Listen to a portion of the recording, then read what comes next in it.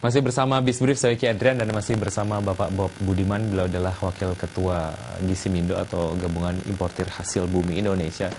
Kita masih memperbincangkan impor hortikultura dan beberapa kebijakan yang mewarnainya gitu ya, dan beberapa kebijakan yang kemudian juga tadi kita sempat membincangkan bagaimana Permentan nomor 89 dan juga 90 akhirnya ditunda pemberlakuannya sampai dengan 19 Juni 2012. Dan ada beberapa pihak yang kemudian juga berpendapat bahwa sebisa mungkin tidak ada penundaan lagi. Dan Anda sebagai importir tentu saja tidak kurang setuju lah ya dengan keberadaan Permentan ini. Oke, apakah ada ataupun sempat ada satu pengalaman traumatis lah ya sehingga membuat pemerintah membuat sistem pengamanan berlapis yang menurut Anda tadi secara tidak langsung bahwa ini adalah sebuah kebijakan ataupun sistem yang kurang efektif? Ya, saya juga ada membaca Pak di koran Pak, seperti temuan kentang yang mengandung waktu itu semacam virus apa gitu loh Pak.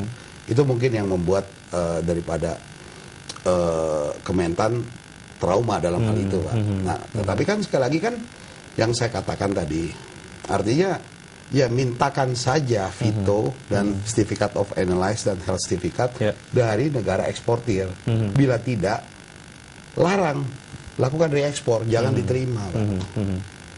Dan bila ada temuan barang-barang seperti itu, agar di random sampling lebih sering. Gitu loh Pak. Karena kan tiada gading tak retak Pak. Artinya kita negara maritim Pak. Lalu dikatakan bea cukai masih kerja keras. Ya sekerja apapun tetap Pak, penyelundupan itu kan ada datangnya dari mana-mana Pak. Entah elektronik, entah narkoba dan sebagainya kan tetap ada Pak. Traumatis itu. Tapi kan kita membentengi diri kita ya yang seperti saya katakan tadi. Kalau saya punya pendapat ya seperti itu tadi Pak. Bahwa ya jangan sampai bentuk trauma seperti itu lalu dibuatlah regulasi yang akhirnya menambah suatu permasalahan baru Pak, dalam hal ini. Oke. Mengenai resiko-resiko yang tentu saja ini mungkin sudah terukur lah ya, akan dihadapi oleh teman-teman importir ketika kita bicara mengenai pintu masuk melalui pelabuhan Tanjung Perak. Resikonya akan seperti apa nanti, Pak Bob? Maksudnya Pak, maaf. Resiko yang ketika akhirnya pintu masuk memang jika memang harus Tanjung Perak, ya harus Tanjung Perak Pak, dalam hal pendistribusian. Artinya ya pendistribusinya itu kan bisa melalui darat, melalui laut lagi, kemudian melalui kereta api. Belum tingkat keselamatan Pak. Artinya kecelakaan. Kemudian kadang dari Pak Kavi Kurnia, Asepsindo mengatakan nanti saya dipalak di tengah jalan oleh preman dan sebagainya, dan kita tahu itu terjadi. Ya itu Pak akhirnya. Jadi pada ujung-ujungnya konsumen dirugikan karena barang ini seperti yang lalu saya sebut, selain daripada ongkos adalah peka waktu. Nanti suatu saat waktunya berjalan terlampau lama dan pendistribusian terlampau lama, akhirnya yang dimakan oleh konsumen hanya ampas, nutrisinya telah terevaporasi menguap.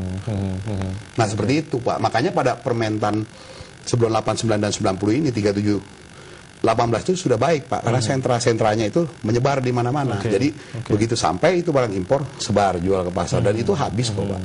Pun kalau nggak habis, yang rugi ya salahnya sendiri, itu pelaku importirnya kan. Karena itu kan terkait hanya kepada demand dan supply. Jelikah pelaku importir itu melihat demand? Kalau dia supply terlampau over juga percuma Pak. Salah satu tujuan mengapa akhirnya diberlakukannya Permentan nomor 89 dan juga 90 adalah untuk melindungi petani lokal. Ketika akhirnya ini memang diberlakukan, sebetulnya sesiap apa Anda melihat petani lokal untuk bisa memenuhi kebutuhan buah dalam negeri? Ya petani lokal sih sebenarnya kan siap Pak ya, karena mereka itu kan manusia Pak. SDM, sumber daya manusia Pak artinya.